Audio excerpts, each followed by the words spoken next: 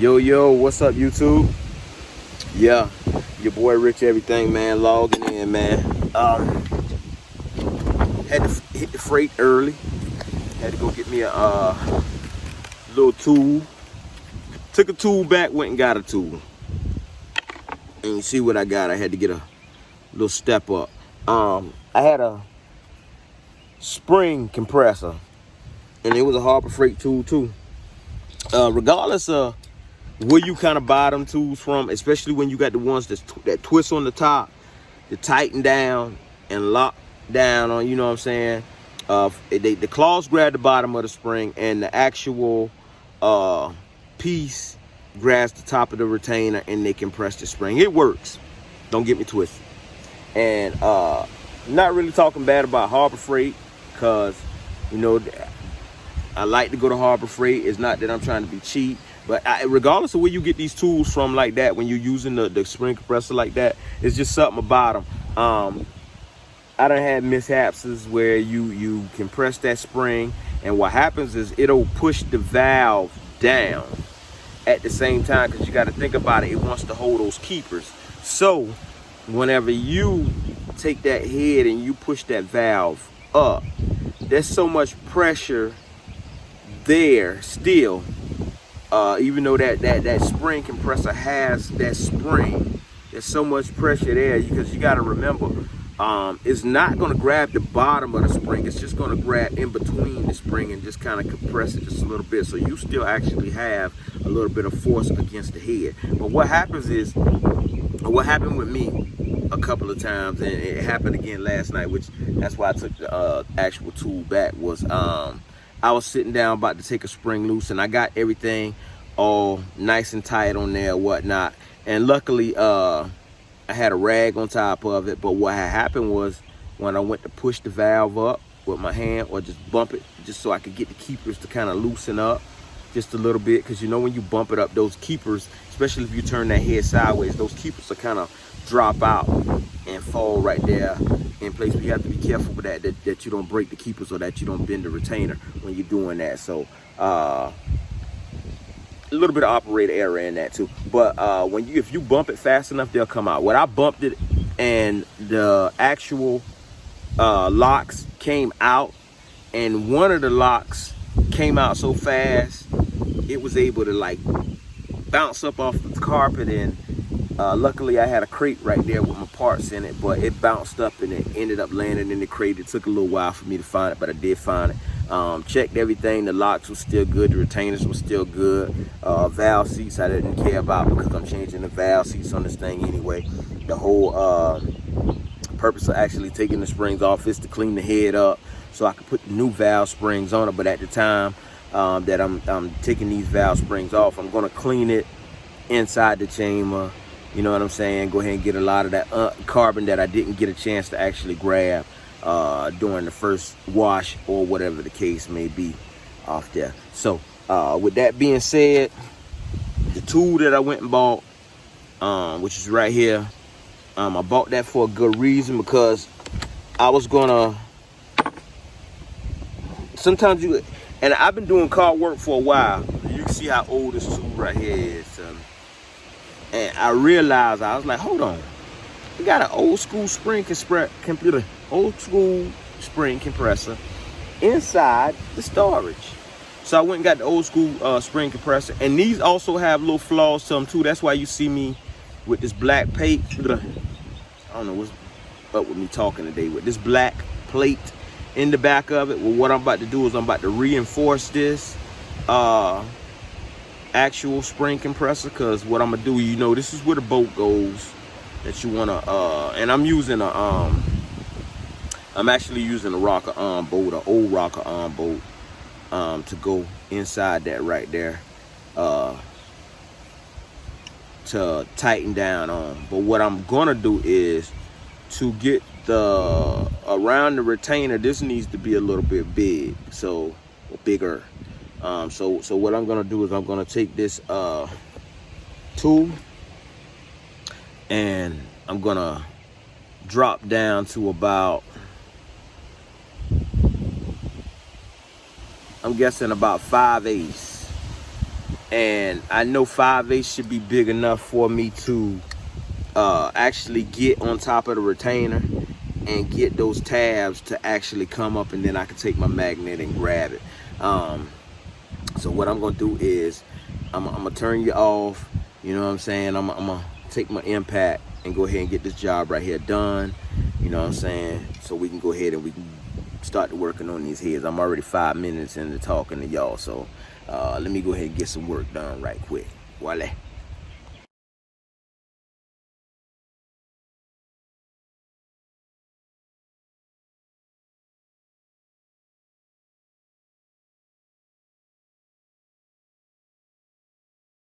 Yeah, so like y'all might have seen in the time lapse, just for me to show y'all this thing so I can get in there and start working on these heads.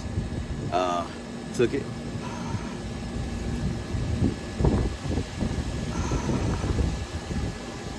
So hopefully this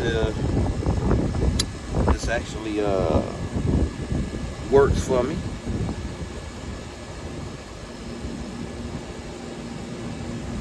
Stays in one spot. We're gonna go try this thing out. Like that. All right, so I got this thing propped up so I could actually this is a two-handed job, but I got it propped up on my crate right here, so I could actually show y'all what was going on with it.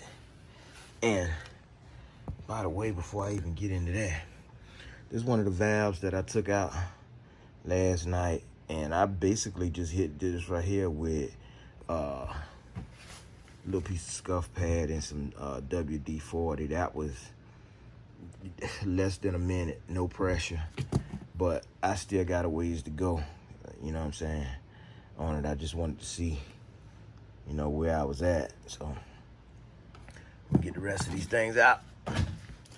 We'll be all right. For now, we're gonna see if we can get this thing one-handedly twist out this right here. And you know, I could use the impact, but I don't want to hurt nothing, script nothing out, you know what I'm saying? That type of thing. So we're gonna use this right here. You can see that. You can see that. It pulling that down. But out of all the things I did, putting that in there, there's one thing that I didn't do. One thing about these old tools is you need that resistance behind it. So one thing that I didn't do, moving fast. Where is it at? Where is it at? Where is it at? Where is it at? I know you ain't here. I'll take this right here loose right quick. Okay, I found it. So,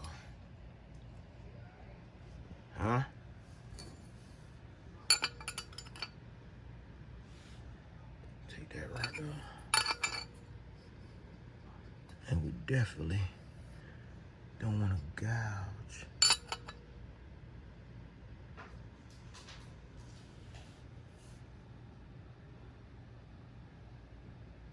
anything. So I'm gonna have to do this with two hands, so y'all hold on a second. Okay, right now, so I can record what I did was I stuck a rag up under there to hold the valve up. You can see my magnet already pulling my valve. Now, the one thing you have to remember is that these are locks. So what happens when you have that magnet is that magnet will pull that keeper. But with that magnet pulling that keeper still doesn't want to come out like it's supposed to. So you have to, see, like that's one keeper right there. Got that one out. And what I do. Yeah, I'll just sit that right there for a second. I'll just take this and when I take that magnet, stick it back on my tool. Take this here. I take my knife and I'll tell you the easiest way to do it is just to roll it around the back side. If you can see it, let me see if I can get you to see it a little bit. You roll it around the back side, they got a little bit more room to get that keeper up, and that magnet will automatically pull it up. So there you go. That's the second keeper out. Now what I could do is I can now, this valve is actually free now. So if I push this valve down, that valve will actually fall down. But what I could actually do now is I could take pressure off of my actual spring.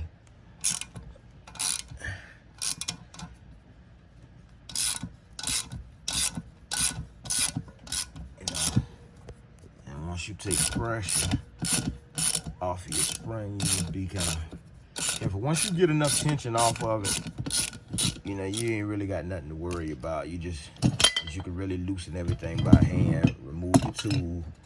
I set my tool right there on the next one just because, but retainer.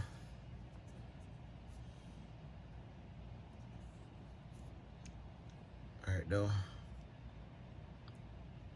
Need to be cleaned up. I think new retainers in the pack though, but anyway, old spring, as you can see. So take that, sit that right there. You need to sit that right there on that dirty carpet, but see. And then you got your valve seat and stem all in one. Voila. Grungy down and all. So now you see why I'm taking this thing apart to actually do it. Another thing to pay attention to is these tops. Let me see if I can. I'll just sit that sideways right there for a second. See if I can see. This the stock stuff that's coming off of here, but I want to see something. See, like that's got a black top on it, right though. You got the one that's coming off of the exhaust that's got a red top on it. So you know that your stems and your seats are actually different. Some of these things come in two pieces, but yeah, you know they're different. I actually went back with the same style, you know, the one piece or whatnot. So I think mine was like green and black or something like that. It might be red and black, I don't know. But yeah, they are different. And you want to keep everything together so you will know, you know, or in order. Regardless of if I'm tearing this thing apart, I still want to keep everything together. Especially these little aggravating keepers right here. I just take them and stick them back down inside the retainers. And then I just put them back on top of my old springs. But there you have it, man. I'm gonna go ahead and I'm gonna bust the rest of these right here down. And then first thing I'm gonna do is I'm gonna probably take this head outside, see if I can get some of this carbon out of it. If not, depending on what time is it now. Yeah, I still got time to do that. So yeah, I take this head outside, get some of this carbon out of the inside of the exhaust, and clean this thing up again.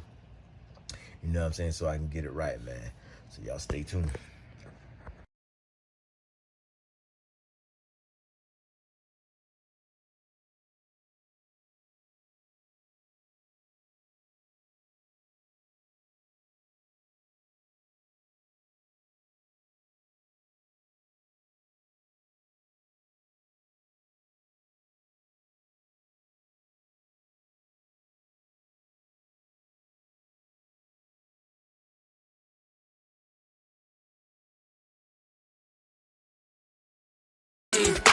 digital wheels, yeah. Hit the gas in the skirts, I put in work, I make it work. I get the Rex, just like a serve. Hey, I put in every day, my nigga, just tryna get paid, my nigga. I make it. Remember those days, my nigga, I couldn't get plays, my nigga, but I made it. And I was dead, bro. Hey, I had to make me a change. Hey, I had to make me a name. Hey, I had to risk everything. What a time to be alive. Black cars when I ride. Black cars on the slide. This a gang nigga, not no entourage. Stick together like a lash. Get some money, that's a vibe. Feeling like a nigga died. I swear to God, I'm just trying to survive. So I put in work. Bitch, I'm feeling some birds. I'm on the gas. You smoke dirt. I put in work. I make it work. Yup. So as you can see, I got all my intake and exhaust valves out. Gotta grab me some pliers. I had a couple little, you know what I'm saying, stem seats, whatever. Didn't want to come out. They were trying to be a little stubborn. Usually you can put a little twist on them. But you got to watch because the edge on them, the edge is like real sharp. But yeah, usually you can put a little twist on them. And they'll come off. But they on there pretty good, man. So, yep. I want to give y'all a breakdown on that. So that's head number one. I already bust down. I figure while I'm already in the groove of doing things, I might as well go ahead and bust down head number two.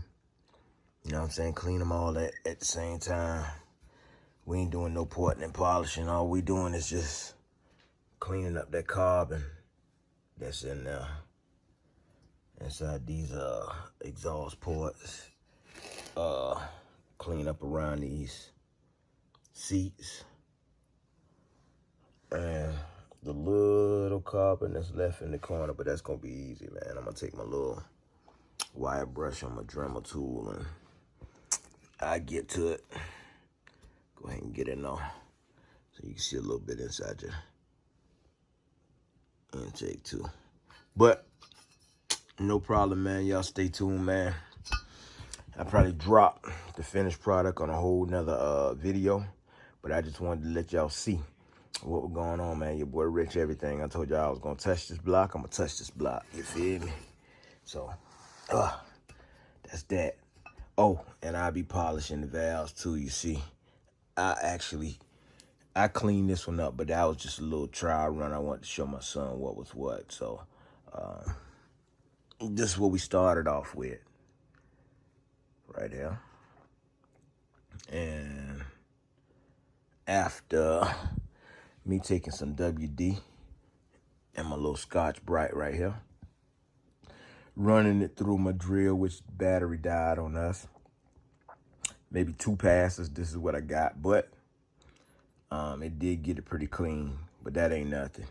We're gonna hit this thing, all of them with Scotch Brite. After we hit them with Scotch Brite, then we're gonna do a little bit more, I might as well go ahead and show y'all some wet sanding. So we got 1,000 all the way to 25 just to polish these things out and make them look right. But yeah, man, let me go ahead and get head number 2 and get to working, man. But y'all already know, like always, man, like, share, subscribe. Please subscribe, man, because I told y'all once I get everything in, and you know what I'm saying, I kind of gave y'all a rundown every time I kind of got something in, but I got everything in. I told y'all once I got everything in, I was going to start the build, man, and, you know, this was going to be a project the way y'all could actually see a little bit more detail, even though I didn't show y'all that much on all of this right here. Did show y'all how I made my own little tool, and it actually works very well. You know what I'm saying? Taking the springs off, putting them back on, we'll see. But man, y'all stay tuned. Like I say, man, like, push that that little bell on the side for push notification, man. Make sure y'all subscribe, man. Y'all can follow me on IG at rich_everything. Hey, from there, like I say, let me get back to work.